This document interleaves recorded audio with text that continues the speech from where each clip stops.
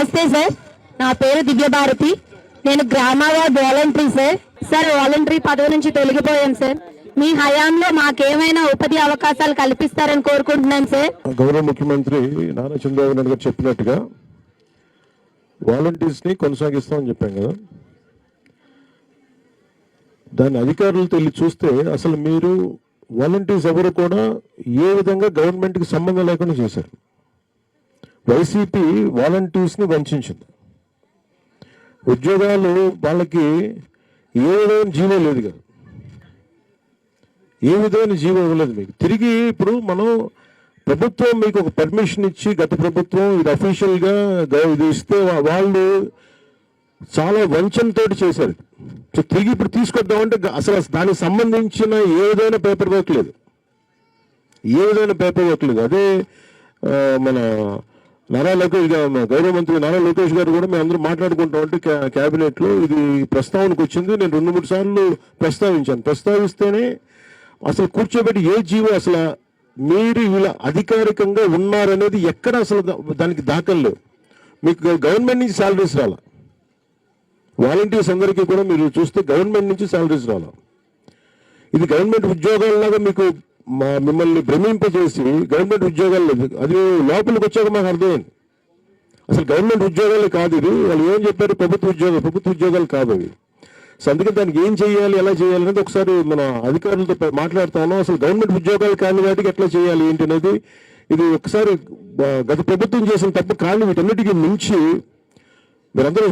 మీరు బీఈడీ చదివారా, మీరమ్మా డిగ్రీ చేశారా?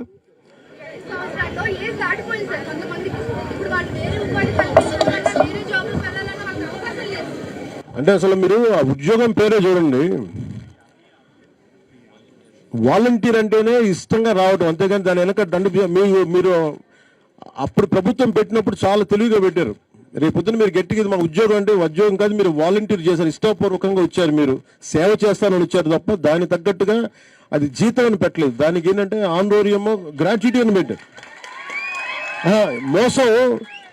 మోసం ఎలా చేస్తారంటే వాలంటీర్ అంటే ఇప్పుడు కలెక్టర్ గారు ఉన్నారు, ప్రిన్సిపల్ సెక్రటరీ, ఇవన్నీ ప్రాపర్ పేర్లు ఉంటాయి వీటికి.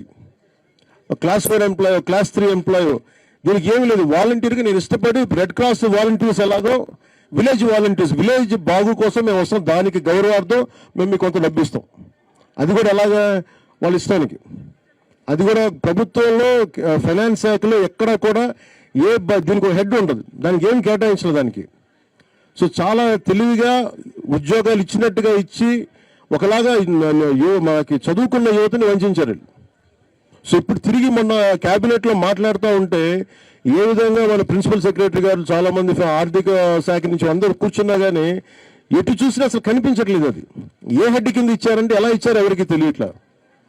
అంటే 25,000 కోట్లు అడ్డగోలుగా ఎలాగా వాళ్ళు సారాద వ్యాపారం దోచేశారు, 1,00,000 కోట్ల పైన అన్నారు. బట్ యాజ్ ఆన్ ఇప్పుడు నాకు 2 నెలల క్రితం అనుకుంటే 25,000 అడ్డగోలుగా దోచేశారని, 25,000 కోట్లు మీరు ఊహించుకోండి.